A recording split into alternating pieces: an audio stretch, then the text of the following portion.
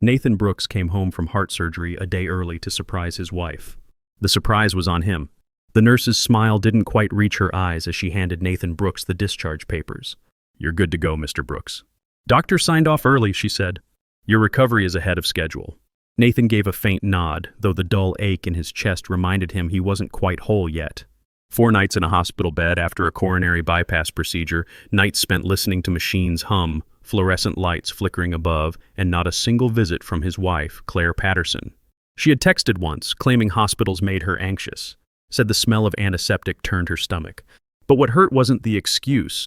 It was the silence, the absence, the empty hours where love should have shown up and didn't. Nathan told himself not to overthink it. Maybe she was overwhelmed. Maybe she just didn't know how to deal. Still, somewhere beneath the gauze and stitches, something in him had already begun to detach. The cab ride home was quiet. Denver moved like a blur outside the window, but Nathan's thoughts were slower, heavy. He thought about the way morning light hit their kitchen counter, about the smell of Claire's coffee lingering in ceramic mugs, about the comfort of their bed. He wondered if she'd be surprised to see him home early. Maybe she'd smile. Maybe she'd cry. As the car pulled into the driveway of their Highland neighborhood home, that gentle fantasy cracked. Claire's car was already there, parked not straight, but haphazardly across the concrete like she'd rushed in and never looked back. That wasn't like her. She prided herself on appearances, on order. Nathan stared at the car a second too long, a dull weight pressing against his sternum, only part of it caused by surgery. He paid the fare, stepped out, and lifted his overnight bag, moving toward the door. The house was still lights off downstairs, no music, no smell of dinner, only a dim, pulsing glow from upstairs. He didn't call out. He didn't announce his arrival. Something told him not to. Something deeper than suspicion, instinct. He climbed the stairs, the creaking beneath his feet louder than usual, and stopped outside their bedroom. The door was slightly ajar. The light inside cast a warm but distorted hue. Nathan pushed gently, almost hoping it would be empty, but it wasn't. Claire was there, and so was a man Nathan had never seen. They were tangled together in the bed they had bought 6 years ago, the one she had once joked was too firm, the one they had chosen after testing half the showroom. Her laughter, light, breathless, cut through him sharper than any blade. The sheets were pulled halfway over them. His pillow had been tossed aside. The nightstand still held their wedding photo, tilted at an odd angle, as if watching the whole thing unfold in stunned silence. Nathan didn't move. He didn't gasp. He didn't speak. The world had gone completely quiet. His breath was shallow. His eyes didn't blink. The pain wasn't explosive. It was hollow. A cavernous ache that started somewhere in his spine and echoed through his chest. They didn't see him. Not yet, too lost in their moment. Too sure he wouldn't be there. 10 seconds passed. Maybe more. Time folded in on itself. Then Nathan stepped back slowly, carefully. No anger, no drama. He walked down the stairs with the same stillness he used to navigate dangerous terrain overseas. Back to the waiting cab, engine still idling. The driver glanced at him. "Everything okay?" Nathan's voice was low, barely audible. "Drive. Where to?" "Downtown," he said. And as the car pulled away from the home that no longer felt like his, Nathan didn't look back. He closed his eyes and let the silence wrap around him. Not the silence of peace, but of betrayal so deep, so sharp that words would only weaken it. This wasn't grief, not yet. This was the moment just before the storm, when everything is unbearably still. The city blurred past the window as the cab slid silently through Denver traffic. But Nathan Brooks' mind was sharper than it had been in days. The pain in his chest from the surgery was nothing compared to the quiet burn building inside him now. There was no fury, no trembling rage, just a deep, pulsing clarity. Something had snapped back into place when he saw Claire Patterson with that stranger in their bed. The woman she had become wasn't the woman he'd married. She wasn't worth another second of heartbreak. But that didn't mean she would walk away untouched. "Take me downtown," he told the driver again. And 20 minutes later, they pulled up in front of a modest but familiar brick building tucked between 2 high-rises on 16th Street Mall. Nathan stepped out slowly, overnight bag still slung over his shoulder, hospital bracelet barely cut from his wrist. He didn't bother fixing his jacket or checking the dark circles under his eyes. None of it mattered now. Not his appearance, not his image, only the outcome. Raymond Price had been his friend for years, an old buddy from the days when Nathan fixed computers on the side while transitioning out of the military. Raymond had since become one of the sharpest attorneys in Colorado, and he owed Nathan more than a few favors. When Nathan walked into the office unannounced, Raymond looked up from behind his desk, startled. You're supposed to still be in the hospital. Nathan closed the door gently behind him. Plans changed. Raymond had motioned to the seat across from him. What happened? Nathan sat down without a word, reached into his bag, and pulled out a thick folder. He placed it on the table with care, like setting down a loaded weapon. She's been cheating, he said flatly. I saw them in our bed today. Raymond blinked, his brow tightening. Claire with who? Some professor. Kyle Morrison. I didn't get his full story. I didn't need to. His voice was calm, measured. Too calm, the kind of calm that made men nervous. He tapped the folder once. Everything you need is in there. Raymond opened it slowly, flipping through page after page of bank statements, property deeds, signed trust documents, power of attorney forms, private account summaries, and a quiet trail of financial restructuring. You already moved everything? Raymond said, glancing up. 14 months ago. Nathan nodded once. The house, the business, the savings transferred, consolidated, locked. She still thinks she has access to all of it. Raymond sat back in his chair, exhaling through his nose. She has no idea you prepared for this. She never bothered to notice, Nathan said. And now she's going to find out what she never cared to understand. Raymond kept scanning the file, his tone shifting from curiosity to respect. You restructured the company into a trust last year. Made Sam your sole beneficiary. She didn't even update her power of attorney after the wedding. No, I made sure she didn't think she had to. Nathan's eyes were like steel now. She wanted the illusion of control. I gave it to her. And now I want the papers filed today. Divorce with full documentation. Let her get served before she even figures out the bank accounts are frozen. Do you want temporary restraining orders? Yes, and I want to flag the joint account. She's been siphoning money, some of which came from my VA disability benefits. That qualifies for federal review. Jesus, Raymond muttered. You're going scorched earth. Nathan stood up. No, I'm not destroying anything. I'm preserving what's mine. He paused, then looked Raymond in the eye. She made her choice. I'm just making sure she lives with it. Raymond picked up his phone. Give me 2 hours. Nathan nodded. I'll be back. Keep everything confidential. He turned without another word, walked out of the office, and stepped into the afternoon Colorado sun like a man not recovering from surgery but rising from a battlefield. It wasn't revenge, not yet. But it was the first move on a board Claire never realized she was playing.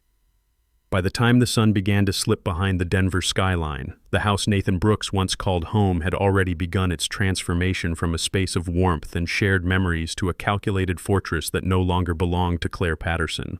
The locksmith arrived within hours of his meeting with Raymond Price. Nathan didn't wait. Every lock on every door was replaced. The garage opener was reprogrammed. The home security system, once installed with Claire's preferences in mind, was reset entirely. The passcode she had chosen, her birthday of course, was erased from the system. Nathan called the alarm company himself and had her listed as unauthorized access. No notifications, no warnings, just silence, precision, one step at a time. He moved through the house with deliberate ease, removing the keys she had duplicated, collecting the spare sets, changing out the hidden lockbox codes. This wasn't an outburst. It was a transition, one she would never see coming. Next came the finances. The joint checking account, once a shared resource, was frozen within 10 minutes of his request. Nathan moved the remaining $28,500 into a private account Claire had never known existed. He'd opened it months ago under a separate trust name, quietly redirecting dividend payouts and service income. The banker, a woman in her 50s with kind eyes, barely blinked when Nathan explained the need for immediate restriction of Claire's access. She's been using the card like it's bottomless, he said calmly. She hasn't checked the balance today, but she will. The banker nodded, printed out a confirmation form, and handed it to him with quiet respect. You're not the first, she said softly, but you might be the most prepared. Not prepared, Nathan replied. Just done pretending. After that, he made one more call to the luxury dealership where Claire's beloved Lexus RX 350 had been leased under Nathan's name. She always boasted it was hers. Loved to talk about the leather seats and backup camera as if she paid for them herself. But Nathan knew better. He had negotiated the buyback clause when they signed the lease. And now, with a single signature and a scan of his ID, the dealership agreed to send a team to collect the vehicle that same afternoon. No notice to her, no confrontation, just gone. By early evening, Nathan stood across the street in the passenger seat of Raymond's black SUV, sipping coffee slowly as he watched the final act unfold. Claire walked up the driveway first, followed closely by Kyle Morrison, her smug affair partner. They looked relaxed, confident, maybe even happy. She reached into her purse, pulled out her key, and inserted it into the door. It didn't turn. She tried again. Nothing. A moment passed. Confusion crept across her face. Kyle stepped forward, tried his own key, probably a spare she'd given him, also useless. Claire knocked, then banged. Her voice rose. "Nathan, open the door." "This isn't funny." Nathan didn't move. Raymond handed him the coffee. "You good?" he asked. Nathan nodded once, in control. "Let her scream," he murmured. Kyle's voice joined in now, louder, frustrated. "Yo, man, come on. Don't make this a thing. We're not here to fight." Nathan took another sip. He didn't look angry. He didn't even look interested. He looked finished. Claire's knocking became pounding. Her tone shifted from anger to panic. "My card was just declined at the gas station," she said to Kyle. "And where the hell is my car?" She couldn't understand. "Nathan, please." Nathan set the empty coffee cup down in the console and turned to Raymond. "Let's go." As the SUV pulled away from the curb, Nathan looked back one last time. Claire had collapsed on the porch, shoulders shaking. Kyle stood off to the side, face lit by the screen of his phone, probably trying to figure out where the car had gone. Nathan didn't smile. He didn't wave. He didn't gloat. He simply watched. Then he turned forward, eyes clear, voice steady. Checkmate. There were no raised voices, no thrown objects, no final arguments, just quiet removal. It wasn't revenge. Not yet. It was reclamation. He wasn't the victim anymore. He was the one holding the board. The morning after the lockout, Nathan Brooks sat on the patio of a quiet downtown Denver hotel, watching the world move on without him. The sun rose clean and golden between the high-rise buildings. People passed with coffees in hand and earbuds in, all chasing routines. For the first time in days, he felt nothing. No sting, no ache, just a stillness that came when the anger was gone and only purpose remained. His phone buzzed once, then again, then again. 12 missed calls from Claire Patterson. 8 from an unknown number. A voicemail. He didn't listen. He already knew what the voice would say. Confusion, excuses, maybe fake concern. None of it mattered now.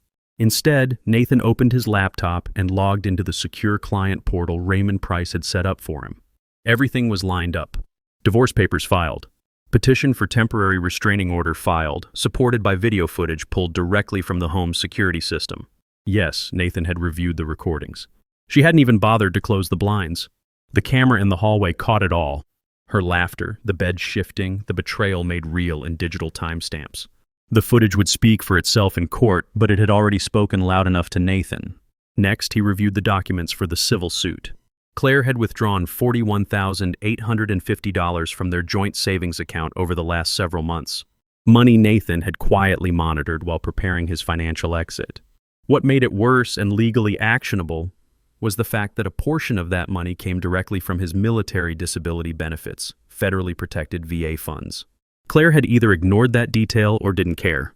Either way, it gave Nathan the green light to file for fraud and potential felony-level misappropriation. If she returned the money, it would be handled civilly. If she didn't, it would become criminal. He didn't care which path it took.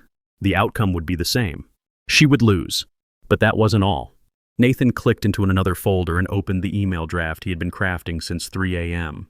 It was addressed to the Title IX office and the Office of Academic Integrity at the University of Colorado, Denver, where Claire worked part-time in administration, and where Kyle Morrison, her affair partner, held a tenured faculty position.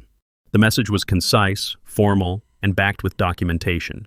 Screenshots of Claire's calendar entries showing personal time taken during work hours, location data that placed her at Kyle's office or faculty housing during those windows, and receipts, gas, food, and even a short-term rental payment, all charged to the joint account. The implication was clear.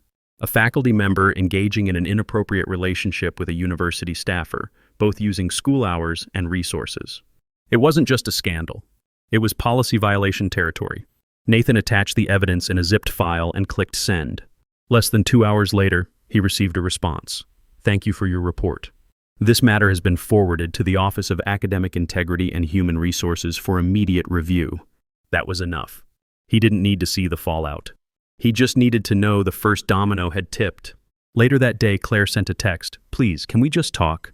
Everything's gotten out of control. We didn't mean to hurt you like this." Nathan almost laughed. They hadn't meant to hurt him. They just hadn't thought he would fight back. They'd expected quiet collapse. A man too stunned to retaliate. Instead, they got silence and strategy. They got a man who understood patience. A man who knew that real damage didn't come from shouting. It came from precision. Kyle Morrison would soon be facing an internal investigation. His name was already flagged in the financial trail Claire left behind. Transfers from their joint account to Kyle's Venmo. Some labeled thank you or getaway weekend. Rookie mistakes, traceable ones. Nathan didn't need revenge. He needed truth.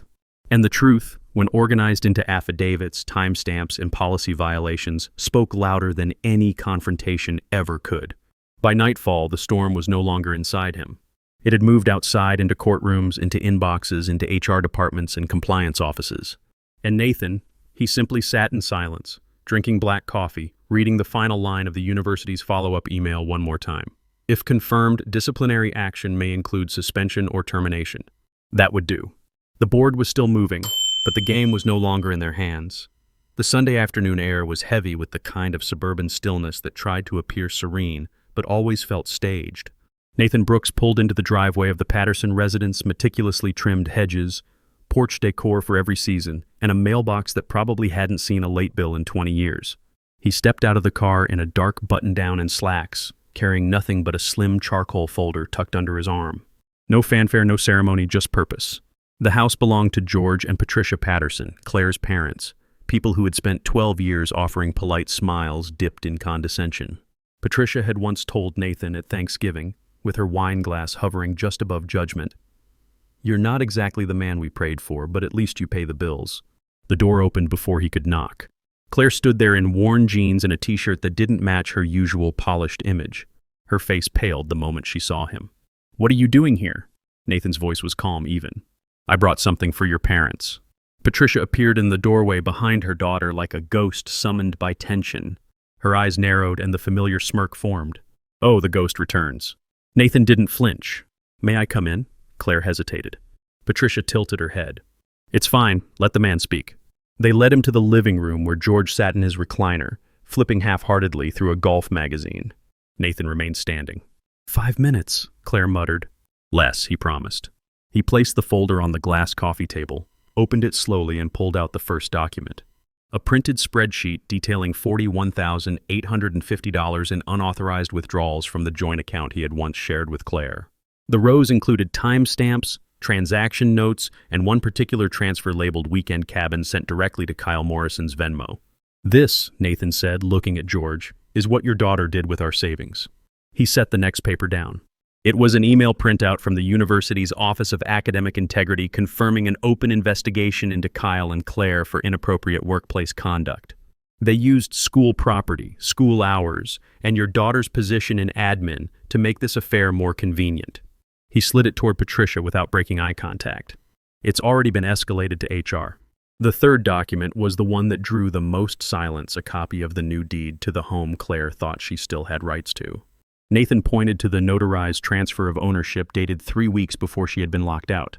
"The house was legally sold to a private buyer," he said. "Sam Brooks, my cousin.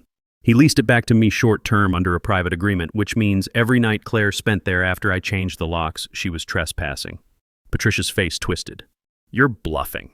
Nathan didn't respond. He simply turned the page toward George, who now read with tightened brows and thin lips. Claire began to tremble, her arms folding tightly against her chest. "You'll be hearing from my lawyer," she said quietly. Nathan raised a brow. "Good. Then you'll understand I'm also filing to recover the missing funds, and I've documented misuse of VA disability benefits. That's a federal felony." Then came the final document. He placed it on the table like a closing argument. One single sheet, a mortgage assistance cancellation notice. "This is what I stopped paying last week," he said, addressing Patricia and George directly. "For the past 14 months, I've been quietly covering your monthly mortgage payments. I never said a word. Planned to surprise you with a payoff in December." He shrugged, but things change. Patricia's smirk vanished. George dropped the magazine onto the floor. Claire's eyes welled with something that looked like regret, but Nathan didn't care. "For 12 years, he said, his voice low and razor-sharp, I showed up. I worked. I protected your daughter's reputation. I paid the bills. I defended her when no one else did. And in return, I came home from the hospital and found her with another man in my bed." He turned to Patricia. "And you encouraged it. You never thought I measured up. So now I'm finally living down to your expectations." He closed the folder and tucked it back under his arm. As he walked to the door, voices erupted behind him. Claire pleading, Patricia sobbing, George shouting. Nathan didn't turn around. He opened the door himself, stepped outside, and closed it behind him without a sound. It wasn't revenge. It was justice served not with fury, but with facts. Not with yelling, but with truth. He didn't need them to like him. He only needed them to understand that everything they once looked down on had now risen above them. The silence that followed was louder than any confrontation could ever be. Weeks passed, and Nathan Brooks didn't say a word. Not to Claire Patterson, not to anyone in her world. He didn't need to. The consequences had already started unraveling, one thread at a time, pulling apart the illusion she had built around herself. It began with the eviction notice. Claire had ignored the warnings at first, assuming Nathan's coldness was temporary and that the house was still hers by some twisted logic.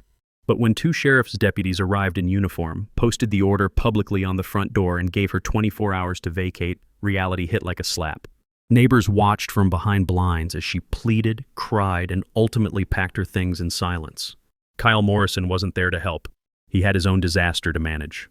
The university acted faster than anyone expected. The Title IX report. Nathan filed with documentation of Claire and Kyle's involvement during working hours and on school property had triggered a full internal review. The emails, time logs, and payment receipts Nathan had quietly collected were more than enough to prompt disciplinary action. Kyle was suspended immediately. Within days, his tenure was rescinded. The board issued a statement citing violations of academic ethics. His pension, once locked in for retirement, was stripped. And when the screenshots surfaced photos of Claire and Kyle together during work hours, some sent from university servers, the faculty message boards lit up with shock. But the final blow didn't come from the university. It came from Jessica Morrison, Kyle's wife. She hadn't known, not really. Not until she received a manila envelope in the mail, sent anonymously, of course, with restaurant receipts, payment transfers, and one particularly cruel message from Claire's phone. "He makes me feel alive again." Jessica filed for divorce the following week. As for Claire, the spiral continued. Her parents, Patricia and George Patterson, refused to answer her calls. The humiliation from Nathan's visit still echoed through their social circles. Patricia stopped attending her country club luncheons. George withdrew from his weekly golf group. Whispers followed them. Mortgage collectors, once held at bay by Nathan's quiet payments, now called daily. Claire moved in with a former co-worker temporarily before settling for a one-bedroom apartment near a strip mall. And then came the job, the only one she could get, a retail position at a Target store. The same kind of job she used to mock privately. "That's what you do when you have no ambition," she once said. Now she wore the red uniform, scanned barcodes, smiled through gritted teeth. Still, she tried to rewrite the narrative. On social media, Claire cast herself as the victim. She posted vague quotes about emotional abuse, gaslighting, healing. Shared blurry selfies with tearful captions. She claimed Nathan had cut her off without compassion and used his influence to ruin her life. People, some friends, some strangers sent supportive comments, heart emojis, encouragement. For a moment, she almost had them, until Nathan replied. He didn't use his real name. He created a burner account.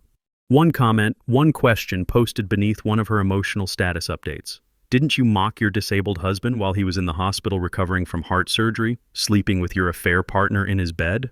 Curious if that's in your next post, too. The comment gained traction fast. Dozens of likes, shares. People started asking questions. Friends unfollowed. Some deleted her entirely. The carefully curated image Claire had clung to, glossy, broken, misunderstood, crumbled under the weight of undeniable truth. Nathan never replied again. He didn't need to. He watched it all unfold from a distance, never once stepping forward to gloat. No press releases, no phone calls, no revenge fantasies played out in public. Just silence, purposeful, sharp, complete silence. He wasn't celebrating. He wasn't even angry anymore. He was simply done. And Claire, she was finally alone. Not the kind of loneliness you feel after a fight. The kind that settles in when you realize you've burned every bridge, exhausted every lie, and now stand alone in the ashes of what you built. Nathan didn't forgive her. He never said he would. But he didn't destroy her either. She did that all on her own. 1 year later, Nathan Brooks woke to the quiet lapping of lake water against the wooden dock outside his cabin. The air was cool, the sky washed in early hues of soft gold and blue. Birds sang, the kind of gentle melody that came with places untouched by chaos. The cabin was modest. 2 bedrooms, a small kitchen, a fireplace that crackled through the winter. It wasn't much, but it was his. Tucked on the edge of Lake Granby near Steamboat Springs, it offered everything he needed and nothing he didn't. He went fishing some mornings, not because he expected to catch anything, but because standing knee-deep in the stillness did something for his soul. Some afternoons he volunteered, helping fellow veterans navigate paperwork, housing applications, or just sitting with them while they talked about the weight they still carried. He understood that kind of weight better than most. Not the kind that comes from war, but from betrayal. With the help of Raymond Price, Nathan had launched a nonprofit 6 months ago, a quiet but powerful initiative aimed at helping military families secure legal representation, temporary housing, and emergency funds. It was funded in part by donations, in part by his own resources, but primarily by one consistent deposit, $6,425.75, transferred like clockwork on the first of every month. Court-ordered restitution. Claire Patterson's signature repayment for the money she took from their shared account, some of which included Nathan's protected VA disability benefits. He never touched the money personally. Every cent went into the nonprofit not out of spite, but out of purpose. Something broken has to become something useful. He believed in that now. People sometimes asked if he missed her, if in the quiet moments he thought about what could have been. He always gave the same answer: I don't miss her. I miss who I thought she was. He hadn't seen Claire since that day in her parents' living room. He had no idea where she was now. The restitution continued, but her voice, her image, her chaos, none of it followed him here. She had tried to reach out once, early on, through her attorney. Raymond had handled it. Nathan never responded. There was nothing left to say. He held no hatred. That surprised even him. For a long time, he'd imagined he would carry rage for years, that he'd replay the betrayal like a film on loop, unable to let it go. But standing on the dock one morning, mist curling off the lake, he realized something profound. Hatred is a chain. Forgiveness isn't always a gift you give the other person. It's the bolt cutter that frees you from their grip. Nathan didn't forgive Claire in the traditional sense. He didn't excuse her. He didn't justify what she did. But he released her. He let her go, not with mercy, but with finality. There would be no return, no reunion, no second act. Some people destroy their chance, and the most powerful response is to keep walking. Inside the cabin, the nonprofit's latest report sat printed on the dining table. 7 families assisted this quarter. One veteran reunited with his kids after a bitter custody fight. Another received emergency shelter after eviction. Nathan read through the names slowly, quietly, proud. None of them would ever know the story behind the funding. They didn't need to. That wasn't the point. Later that day, he took a walk down the gravel trail behind the cabin, stopping at a small wooden bench that faced the water. The breeze was gentle. His heart was steady. For the first time in a long time, he wasn't looking backward. People often mistake silence for weakness. They assume peace means surrender. But Nathan knew better. He had been the quietest man in the room, and he had won not through revenge, but through clarity. Not through violence, but through truth. This wasn't revenge. This was closure. And closure, when earned, is the loudest silence of all. Some betrayals don't deserve confrontation. They deserve consequences. Nathan Brooks' story reminds us that strength isn't always loud, and dignity isn't something others can strip away unless we let them. In silence, he reclaimed his life. In strategy, he protected his peace.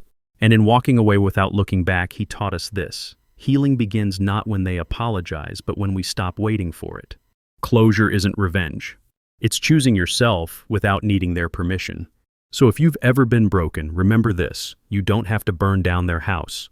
You just have to stop letting them live in yours. Asterisk. If this story moved you, hit the like button and let us know in the comments what you think about Nathan's approach. Was it justice or was it revenge? If you haven't subscribed to our channel yet, subscribe now and ring that notification bell to get alerts about powerful stories like this one. Every week, we share real stories about people who refused to stay victims and chose to reclaim their power instead. Asterisk. Remember, healing begins not when they apologize, but when we stop waiting for it. Thanks for watching, and we'll see you in the next story.